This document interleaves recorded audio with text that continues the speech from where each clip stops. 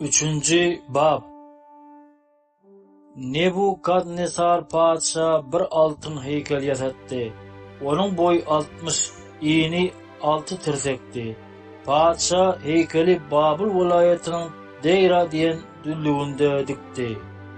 Sonra Nebukadnesar padşa hakimleri, serdarları, vezirleri, gengeşçileri, hazinedarları, qadıları, kanun gözetçilerine ve vilayetin ehli han beylerine çapar yollap, olara heykelin açılış davarasına qatnaşmaklarını buyurdu.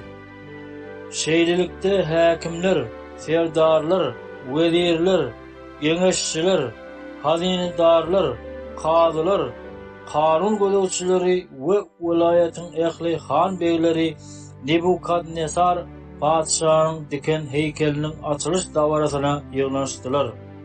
Olar Nebukadnesar'ın diken heykelinin önünde durkalar. Jarçı batlı ses bilen şunu elan etti. Ey halklar, milletler, uruglar, size şeyle buyruk berliyer. Surnoyun, tüydüğün, liranın, üçburç liranın, arfanın, depreğin ve beyleki saz kurallarının sesini eşitten badığınıza Nebukadnesar padşanın diken altın heykelinin önünde yere yüzün düşüp secde edin. Yere yüzün düşüp secde etmedik adam duran yerinde yanıp duran küre taşlanacaktır. Şeylilikte surnoyun, tüydüğün, liranın, üçburç liranın, arfanın, depreğin ve beyleki saz kurallarının sesi eşitilen badına ehli halklar, milletler ve uruglar yere yüzün düşüp Nebukadnesar padşanın diken altın heykeline secde ettiler. Edir şol vaqt Babıllardan Kabe'leri padşanın huzuruna gelip Yahudaları yamalladılar. Olar Nebukadnesar padşa şeýle diýdiler. Padşa, baqy ýaşasyn. Ey padşa, sen surnoyun, tüydüğün, liranın, üçburç liranın, arfanın, depreğin ve beyleki saz kurallarının sesi eşitilen badyna ähli kişi yere yüzün düşüp altın heykele secde etmeli diýip buyruk berdim. Yere yüzün düşüp secde etmediğin yanıp duran küre taşlanacakdygyny duýdurupdyň.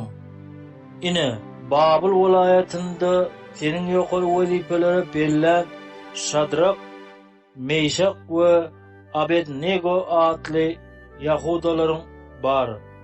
Ine padşahym, şol adamlar senin buyruğuna boyun eğmeýärler.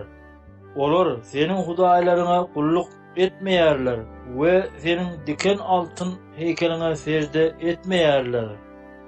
Şonda Nebukadnesar qahar galaba menip Şadragy, Meşagy we Abednego'ny getirmeklerini buyurdu. Şeýdip olary padşanyň huzuruna getirdiler. Nebukadnesar olara, ey Şadrak, Meşak, Abednego, siz hakykatdan hem meniň hudaýlaryma kulluk etmeýärsiňizmi? Diken altın heykelime secde etmeýärsiňizmi? Ente hem bir pille, siz surnoyun, tüydüğün, liranın, üçburç liranın, arfanın, depreğin ve beyleki saz kurallarının sesini eşiden badyňyza yüzüňizi yere verip meniň diken heykelime secde etmäge taýar bolsaňyz ne ýaxşy.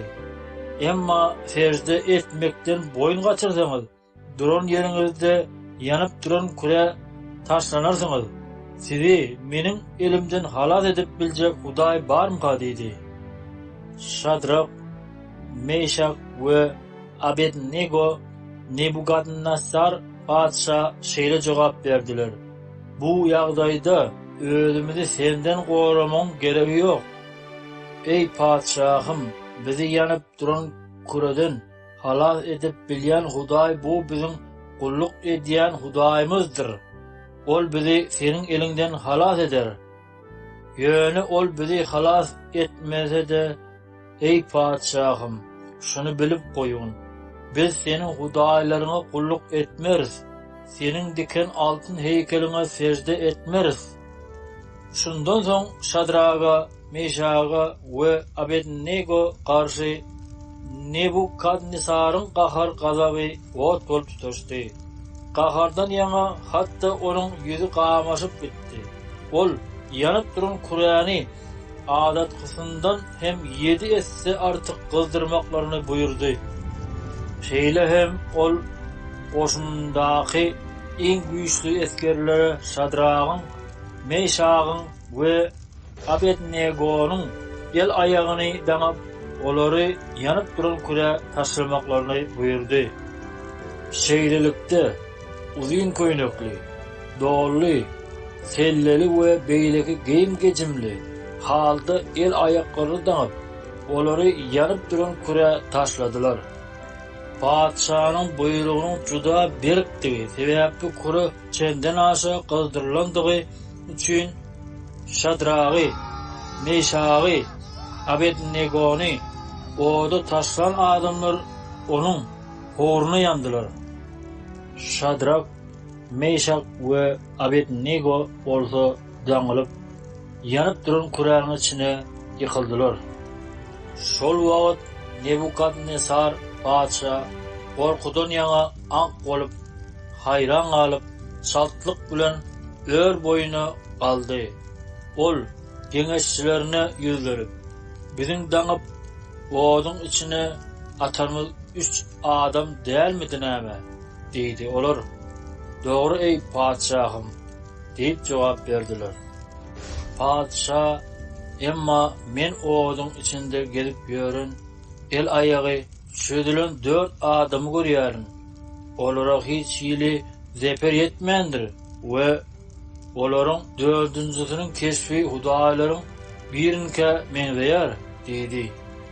On soň Nebukadnesar ýanyp duran küräniň agzyna golay baryp, ey beýik hudaýyň sadyk gullary Şadrak, Meşak we Abednego, daşar çykyn, bäri gelin, diýdi.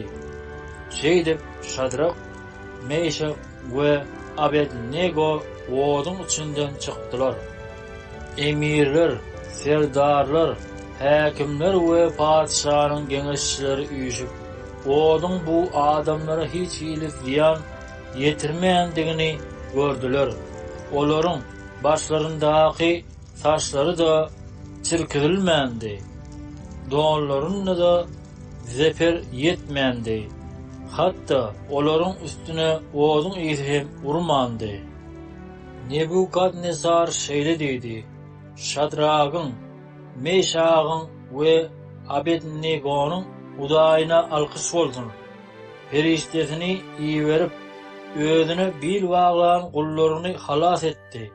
Olar padşanyň buyrugyna boyun bolmadylar. Özleriniň Hudaýyndan başga hudaýy gulluk ýa secde etmeli üçin jallaryny hop astyna saldylar. Şonuň üçin hem men ferman çykarýaryn. Şadragyň, Meşagyň we Abednego'nun Hudaýyna garşy küpür gep bilen her bir halkyň, milletiň ýa-da urugyň el ayagy çapylyp, öý ewzary weýran ediljekdir. Çünki şonuň ýaly halas edip biljek başga hiç bir hudaý ýokdur. Soňra padşa Şadragy, Meşagy we Abednego'ny Babul welaýatynda hasta ýokary wezifelere bellädi.